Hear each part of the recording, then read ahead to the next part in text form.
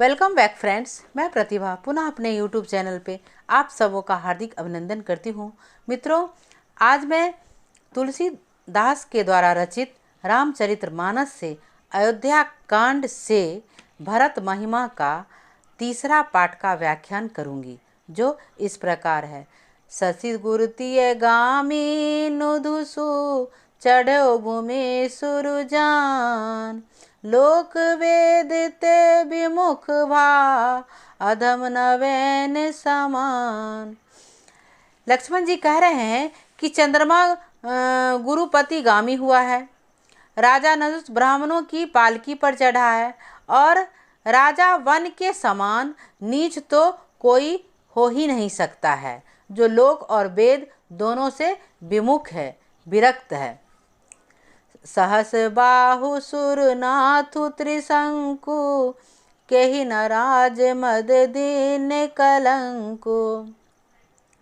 भरत किन यह उचित उपाऊ, रिपुरिन रंच न राखब काऊ। लक्ष्मण जी कहते हैं कि सहस्रबाहु देवराज इंद्र जो हैं, चाहे त्रिशंकु ही क्यों ना हो, राज पा जाने पर यानी राज के मद में कौन ऐसा है जो कलंकित नहीं हुआ है। भरत ने यह उपाय उचित ही किया है, क्योंकि शत्रु और ऋण को कभी भी शेष नहीं छोड़ना चाहिए। कह रहे हैं कि त्रिशंकु हो चाहे राजा इंद्र ही क्यों ना हो, राज मद पा जाने के बाद जो है सो सब जो है बावला हो जाता है। उसी प्रकार भरत भी जो है राज गद्दी पाकर जो है कुछ अनुचित नहीं कर रहे हैं, वो उचित ही कर रहे हैं, क्योंकि शत्रु और ऋण को कभी शेष नहीं रखना चाहिए। अर्थात हे रघुनाथ, हम तो उनके शत्रु हैं, इसीलिए वो हमसे संग्राम करने यहाँ उपस्थित हो रहे हैं। नेक्स्ट है, एक किन नहीं भरत भलाई, निद्रे राम जानी असहाई। समुझ परहु सो आज विशेषी, समर सरोस राम मुख पेखी। कहते हैं हाँ, भरत एक बात अच्छी नहीं की है, जो राम जी यानी आपको लक्ष्मण गुस्सा से कह रहे हैं कि सब कुछ तो ठीक है, परंतु भरत एक बात सही नहीं कर रहे हैं, जो राम जी यानी आपको असहाय समझकर, असहाय जानकर उनका निरादर किए हैं।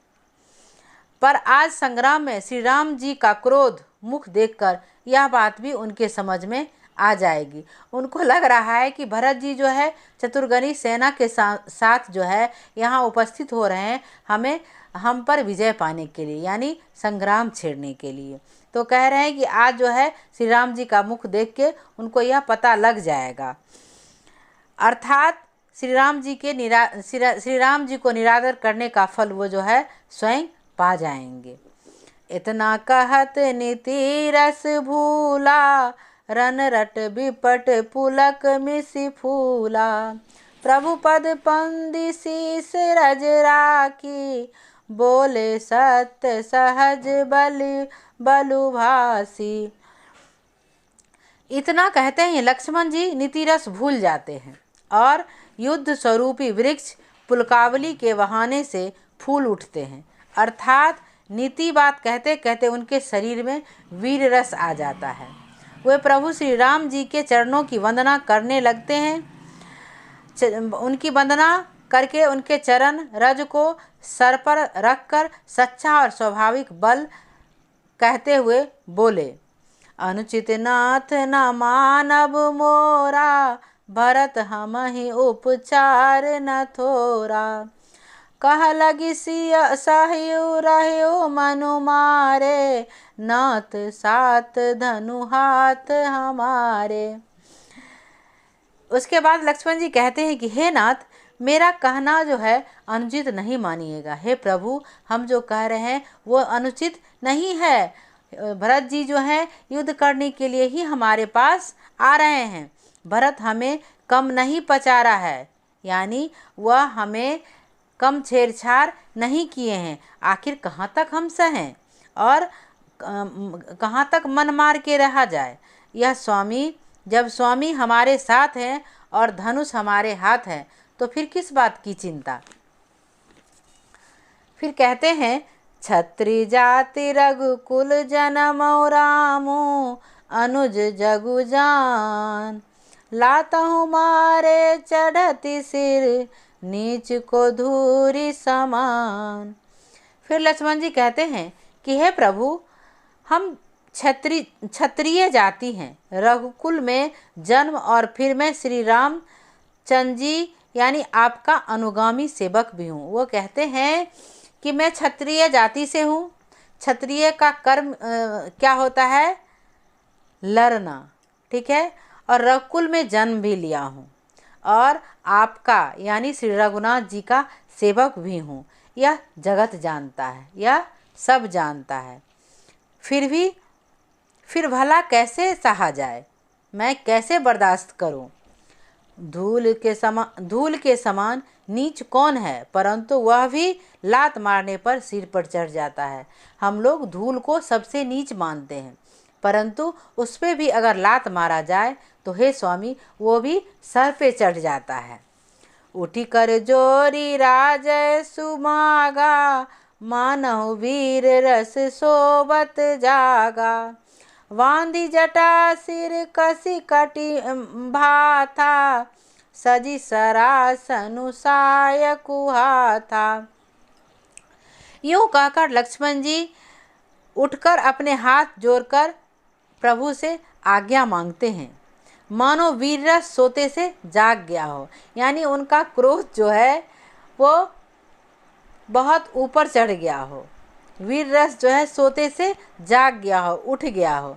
सिर पर जटा बांधकर कमर में तरकस कस लिया और धनुष को सजाकर हाथ बाणों तथा बाणों को हाथ में लेकर उन्होंने कहा कि जब रघुनाथ हमारे साथ हैं और धनुष और बाण हमारे हाथ हैं, फिर हमें किसी चीज़ की चिंता नहीं है।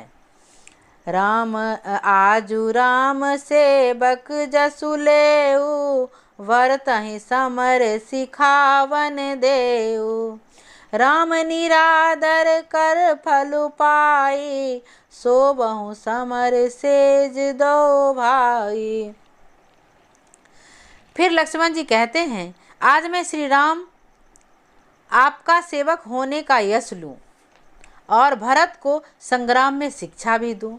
उनका जो वीर रस जाग गया है वो कह रहे हैं कि आज मैं आपका सेवक होने का यश भी लूँगा और संग्राम में भरत जी को शिक्षा भी दूँगा।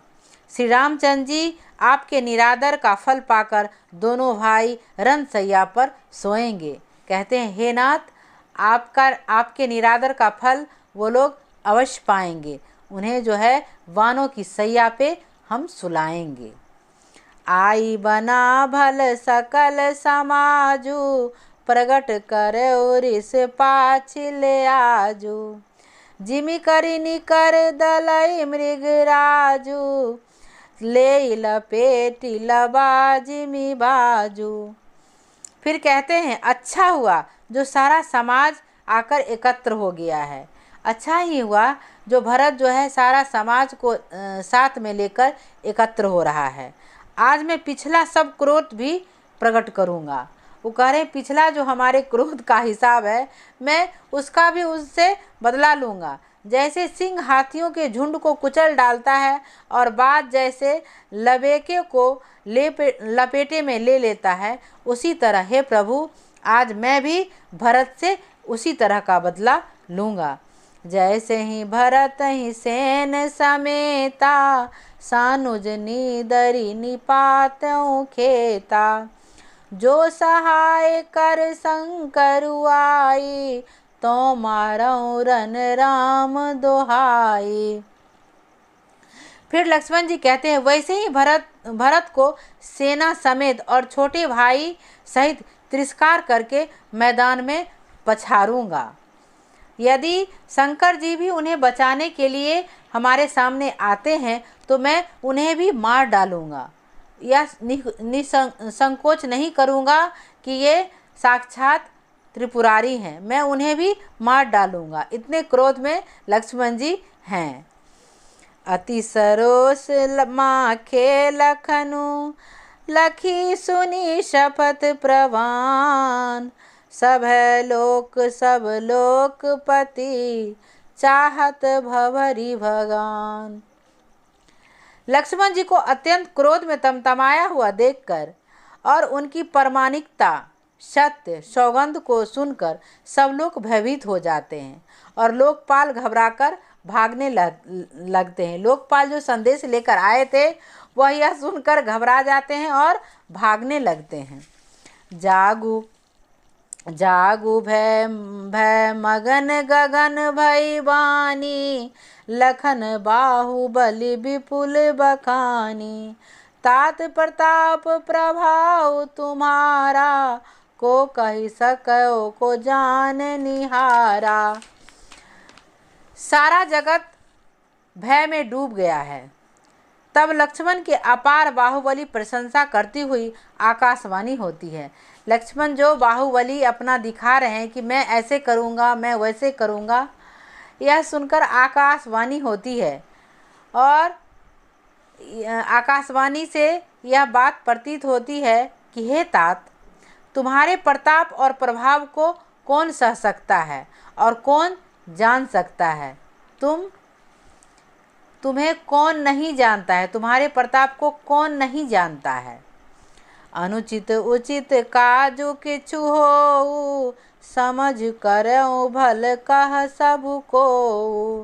सहसा करी पाछे पछताही, कहि वेद बुध ते बुध नाही। परंतु कोई भी काम हो उसे अनुचित खूब सोच समझकर ही किया जाए तो अच्छा होता है। यानी आकाशवाणी जो हुआ है कि कोई भी काम है उसको समय पर ही किया जाए तो अच्छा है, समय देखकर ही किया जाए तो अच्छा है। उसे जानबूझकर उचित और अनुचित समझकर ही किया जाए तो अच्छा है। वेद और विद्वान कहते हैं कि जो बिना विचारे कोई कार्य करता है वह पीछे पछताता है। इसलिए हे तात, हे बुद्धिमान, बिना विचारे कोई काम नहीं करना चाहिए। सुनि सुर बचन लखन सकुचाने, राम सिय सादर सन माने। कही तात तुम नीति सुहाई, सब ते कठिन राजु मधु भाई। देववाणी सुनकर लक्ष्मण जी सकुचा जाते हैं, ठठक जाते हैं। श्री रामचंद्र जी और सीता जी उनका आदर के साथ सम्मान करते हैं और कहते हैं, हे तात, तुमने बड़ी सुंदर नीति कही है। हे भाई, राज का मद सबसे कठिन मद है। जो अचवत नृप मात ही ते ही, नाहिन साधु सभा जहि सेई। सुनहु लखन भल भरत सरीसा, विधि पर पंच महासुना नदीसा। जिन्होंने साधुओं की सभा का सेवन सत्संग नहीं किया, वे ही राजमद रूपी मदिरा का आचमन करते हैं, पीते हैं, मतवाले हो जाते हैं। हे लक्ष्मण, सुनो, भरत सरीखा उत्तम पुरुष ब्रह्मा की सृष्टि में ना तो कहीं सुना है और ना ही कहीं देखा है। वो कहते हैं, श्री राम कहते हैं, रघुनाथ कहते हैं कि हे लक्ष्मण, तुम्हारा जो सोच है वो यहाँ पे गलत है, क्योंकि साधुओं की सभा का सेवन यानी सत्संग जो नहीं किया हो, राजमंद मदिरा का आचमन जिसने नहीं किया हो,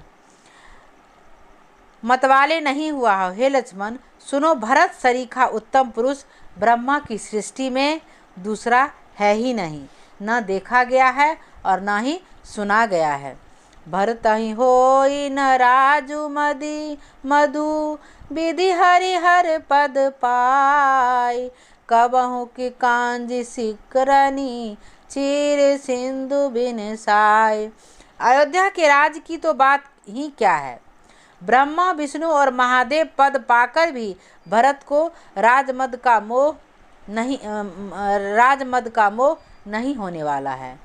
क्या कभी कांजी की बूंदों से क्षीर समुद्र नष्ट हो सकता है, यानी फट सकता है? तिमुर तरुण तर नहीं मुकु गिलई, गगन मगन मकु मेघ ही मिलई। गोपद जल बूरही घट जोगी, सहज क्षमा बरु छारे जोगी।